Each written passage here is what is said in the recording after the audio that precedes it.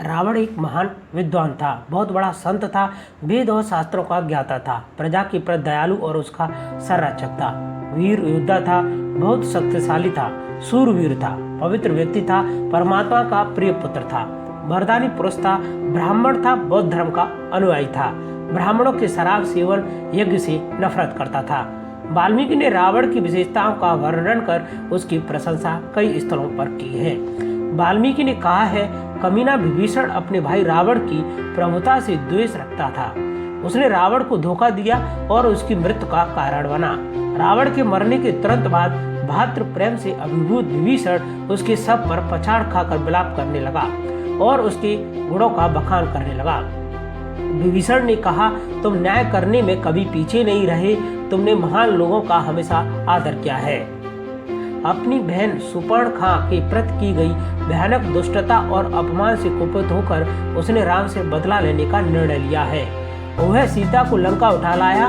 वह सीता को इसलिए नहीं लाया था कि उसको प्रेम करता था, न ही किसी की पत्नी को बहलाने फुसलाने का उसका कोई इरादा था।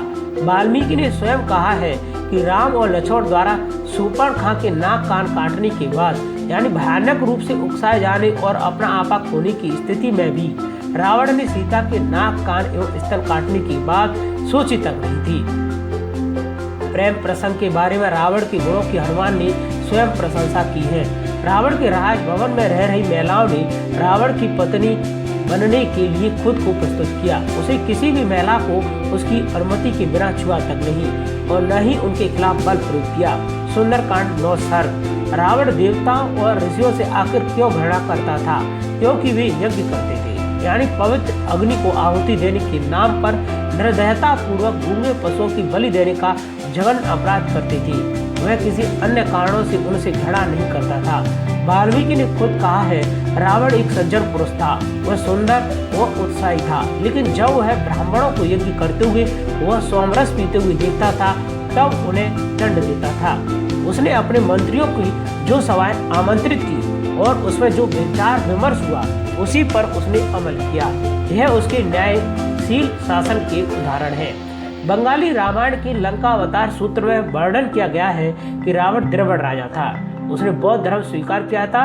वह अरस्तु तथा प्लेटो के स्तर का दार्शनिक था। चूंकि बौद्ध साहित्य में रावण की काफी प्रशंसा की गई है, इसी कारण कुछ शरारती तत्वों ने रामायण में रावण की अनुचित ढंग से आलोचना तथा निंदा की है। कृतिवास ने अपनी रामायण में कहा है कि रावण प्रेम एवं सम्मान पूर्वक अपने देश में शासन करता था। रण क्षेत्र में मरते समय रावण ने राम को अपने पास बुलाकर उसके कान में दयालुता के सिद्धांतों का वर्णन किया। कृतिवासी रामायण के पेज क्रमांक 124 पर हम पाते हैं कि रावण सच्चाई और शुचिता का उपदेश देता है। रावण की वीरता की प्रशंसा हर जगह की गई है। हनुमान ने खुद उसके महल की सुंदरता और भव्यता का वर्णन किया है। अपने मन में हनुमान कहते हैं, अगर सीता को शादी से पहले लंका लाया जाता तो बेहतर होता। वाल्मीकि ने कई स्थलों पर रावण की प्रशंसा के पुल बांधे हैं। वाल्मीकि ने रावण को एक बहुत बड़ा विद्वान, घोर तपस्या करने वाला, हष्ट पुष्ट निष्कपट भक्त, ईश्वर का कृपा पात्र और कई तरह का वरदान प्राप्त करने वाला व्यक्ति बताया। रावण को कहीं भी घटिया शब्दों से नहीं नवाजा गया है। उसमें राम की तरह बदले की भावना भी नहीं थी।